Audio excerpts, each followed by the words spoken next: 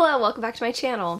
In today's video, I'm going to be sharing my 6 mutual pining romance recommendations. I feel like this is a topic that I have been just like dying to make a video on for a while now. I'm finding out that mutual pining is one of my favorite romance tropes, and I've definitely mentioned it in a couple of videos recently, and I figured it was high time that I put a list together and share with you guys 6 books that I think really just exhibit that delicious mutual pining trope. Now, I'm not sure what the actual technical definition of mutual pining is, but for me, it just means 2 characters who are so into each other, and for whatever reason, they cannot tell each other, and it just creates the most delicious angst and tension as the story progresses. I know some people might not like this trope. It might come off as miscommunication to some people, so this might not be something that you're super into, but I would say give at least one of these recommendations a try because they all offer something a little bit different and they all have other tropes sprinkled in. Let me start off with Love in Other Words by Christina Lauren. Honestly, I never thought that I would be recommending a Christina Lauren book in a video, but here we are. One Christina Lauren book really surprised me recently. I was actually reading this for a video that I'm going to be filming and like uploading in April, and it was something that I was like forced into reading, I guess you could say, and it just really took me by surprise. It was something that I ended up really enjoying. It is a story told from 2 different timelines from the perspective of our heroine Macy. In the present timeline, she is a pediatric resident, and in the past timeline, she is dealing with the grief that comes because her mother has passed away. From what I can remember, her mother passed away quite a few years ago, but she's still very much close to that grief, and that is further shown whenever her dad listens to her mom's dying wishes and buys a lake house one summer, and Macy ends up spending her summers there and meeting the boy next door, Elliot, and this story in general is just about Macy and Elliot and their relationship together, both in high school and middle school and also in kind of this adult timeline when they meet up again, and I just loved these 2 characters together. I feel like if you have 2 characters who bond over their love of books, that's like the instant way to get like book nerds at heart to love a story. So it was really nice to have that like added touch. I felt like the 2 characters really bonded from a young age. I really just liked seeing how much they trusted each other with secrets, how much they confided in each other, and yet they were still kind of too scared to say how they actually felt about each other. It didn't read as miscommunication to me so much as just teenagers too scared to share their feelings, and it's also further complicated because Macy has someone that she is currently with who is not Elliot, and so she kind of has to fight her attraction to him, and he has to kind of fight his attraction to her too because he wants to be like respectful of, you know, the fact that she does have someone. I will say the story just feels so realistic to me. There's so much to the story that I really enjoyed, but there are some things that I know that some readers might not like. I don't want to spoil the ending of this story, but I would highly recommend you check out Goodreads reviews before going into this particular one. I don't think that the thing that I'm thinking of is particularly triggering, but it could be for some readers. So I would say definitely look into that before picking this one up, but I just feel like the raw emotions and everything handled in this book was beautiful, and it was just a great example of that mutual pining trope that I really like. So I don't know, this one is definitely a standout for me. I feel like it's one of Christina Lauren's less read titles, so I would definitely say give this one a go. Up next, we have another book by an author that I never thought I'd be recommending on my channel that I also read for that video that's coming out in April, and this book is Regretting You by Colleen Hoover. Again, I don't think anyone is as surprised as I am. I have not had luck with Colleen Hoover in the past, but something about this book just really worked for me. If I had to try to define what that thing is, it would probably be the fact that this book handled some kind of tough topics in a way that has Colleen Hoover's signature twistiness without leaning too heavy into that and making it like cheesy or cheap, if that makes sense. So this story is about Morgan and her daughter Clara, and at the start of the story we get kind of a flashback to Morgan's life. Morgan ends up becoming pregnant at 16 and has to kind of drastically alter the path of her life going forward. I don't think that's super surprising, you know, I'm sure if you are a teen mom that probably changed the way you thought your life was going to go, but in this story we get a more intimate look at what that actually would be like. We're thrown into present day after that prologue, and we get to see Morgan and Clara and what their lives look like, especially as they start dealing with this sort of tragic incident that has happened in both of their lives. We get to see Morgan kind of grapple with what her life looks like now after this kind of tragedy has happened, and it's kind of having her re-examine her life and her priorities. Morgan never really got to have the career that she wanted beyond just being a mother, and now she's kind of getting this opportunity to explore new things, which I thought was something that I'd never really seen in a novel before, and I thought was a very like realistic portrayal of grief and figuring your life out and just everything everything that comes along with that. And then from Clara's perspective, we get to see what this tragedy has done to her and how she is dealing with growing up without certain people in her life anymore. We get to see Clara as she confides in this guy at school that she's had a crush on and kind of where her relationship takes her. But the mutual pining aspect comes in actually in Morgan's storyline. So she has someone that kind of like one that got away in high school that she was super into but like couldn't be with because of the birth of her daughter. And now she has kind of a new opportunity to potentially fall in love with this person. They've always kind of been into each other, and seeing kind of flashbacks from Morgan's past and seeing in the present day how this person really wants to be with her and she wants to be with them, but you know, they have to kind of like stay away from each other for certain reasons. It was amazing, I'm not gonna lie. I felt like everything in the story felt so realistic and the emotions were so raw in all of the characters. I felt like the mutual pining tension was so high in this story, and I was rooting for Morgan and her love interest from literally day one. So I don't know, I would say give this one a chance. Even if you're not a huge Colleen Hoover fan, I feel like this book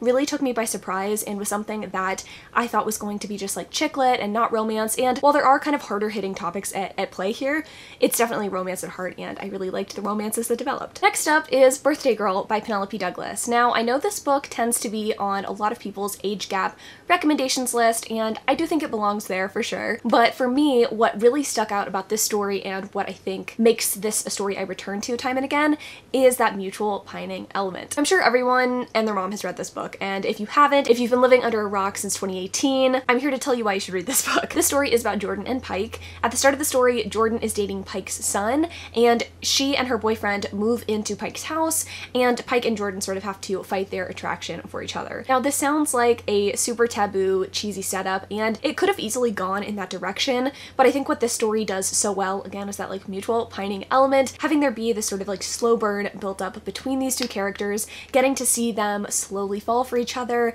and eventually not really be able to fight that attraction to each other anymore was perfect. I also really appreciated this puzzle piece element. I never really know what to call this element in stories, but when you have two characters who really want the same things out of life and who complement each other so perfectly, that's what I personally call the puzzle piece element, and it is surprisingly rare in romance stories, but it's definitely present in Birthday Girl. You've got that mutual pining, you've got that puzzle piece element, you have two characters who just are meant for each other, and I love seeing their relationship flourish. So again, if you are into indie romance or you just haven't for some reason given this book a go, I feel like you really should pick it up. It, again, is not quite as cheesy as the description sounds, and yeah, this is definitely an all-time favorite romance for me, so you should pick it up. Next up, we have a book that I have not stopped talking about since I read it, and I didn't read it that long ago, but it is Tools of Engagement by Tessa Bailey.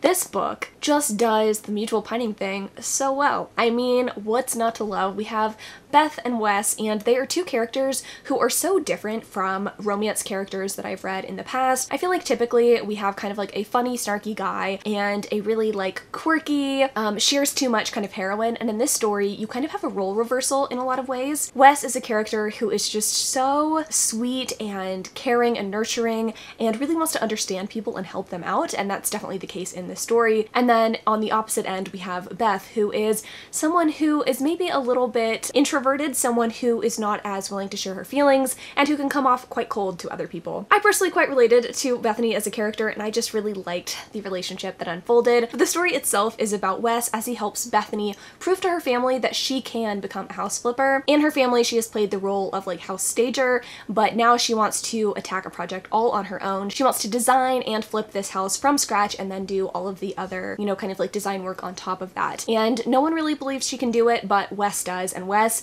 goes from a different project that her family's working on and helps her instead, and we get to see this sort of like snarky, playful banter unfold. I would say this one is quite different than a lot of the other books on this list in that there's not that like childhood friends to lovers or like baked in slow burn to this story. You do have snark between the two characters, which I think could be easily mistaken for something like enemies to lovers, but I think the farther the story goes on, you realize that these characters have been into each other from day one. They both really enjoy each other's company and really like each other, and they're just kind of afraid to put all of their cards on the table. This story makes me swoon every time. It's probably, I don't want to say the steamiest on this list. I would say Birthday Girl and Tools of Engagement are probably like on the same level of steaminess, but if you're looking for something that is equal parts sweet and sexy, I think this one is a perfect book to pick up. You're gonna get that tension, you're gonna get that angst, and you're gonna get a lot of dirty talk along with it. So if you haven't picked up Tools of Engagement, definitely give it a try. Okay, so this next book is easily the most mutual piney book on this list. If all of the other books were like a single pine tree, this book is like a forest of mutual pine trees, if you will. And that book is Dear Ava by Elsa Madden Mills. I will take any opportunity that I can to talk about this book.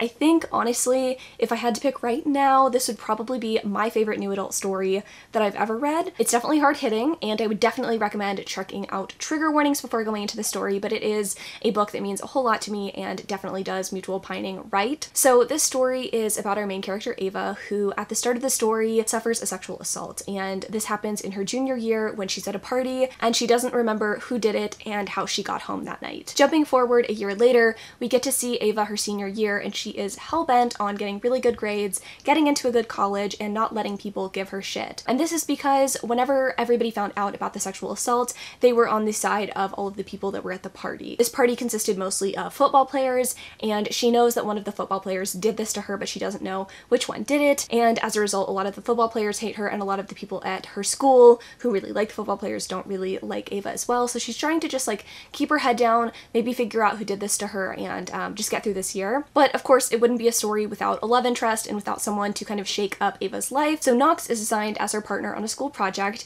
and Knox and Ava kind of have this history or past that sort of starts to unfold as the story unfolds. Knox, who is on the football team, ends up wanting to kind of help Ava figure out who assaulted her, and we also get to see them kind of reckon with this history that they have together.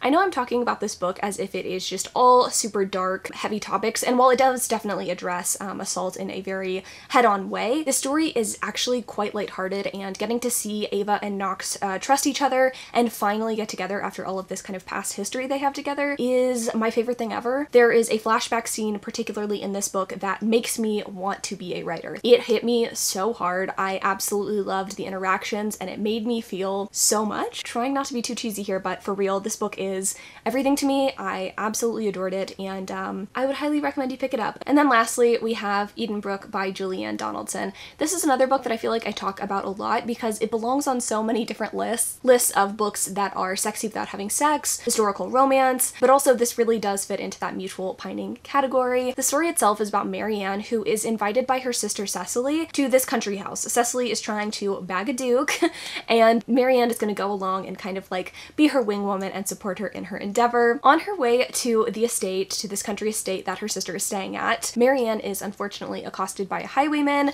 but she is luckily saved by this kind of like mysteriously hot man who takes her to an inn, kind of cares for her that night.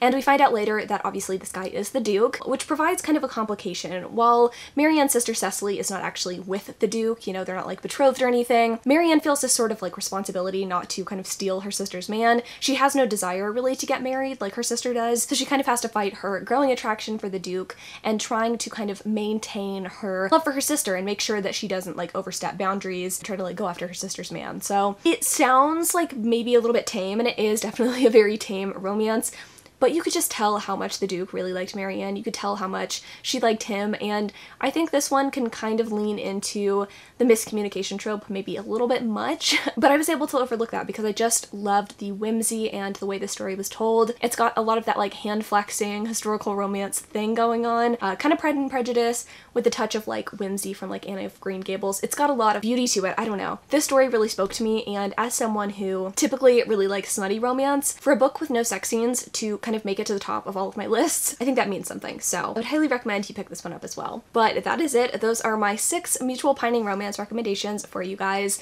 I had a lot of fun putting this together. I would love to know though in the comments down below if you guys have any favorite mutual pining recommendations. Again, it's one of my favorite tropes. It is a trope that I just figured out that I really love, and I'm always looking for new recommendations to read. But thank you so much for watching. I love you guys so much, and until next Sunday.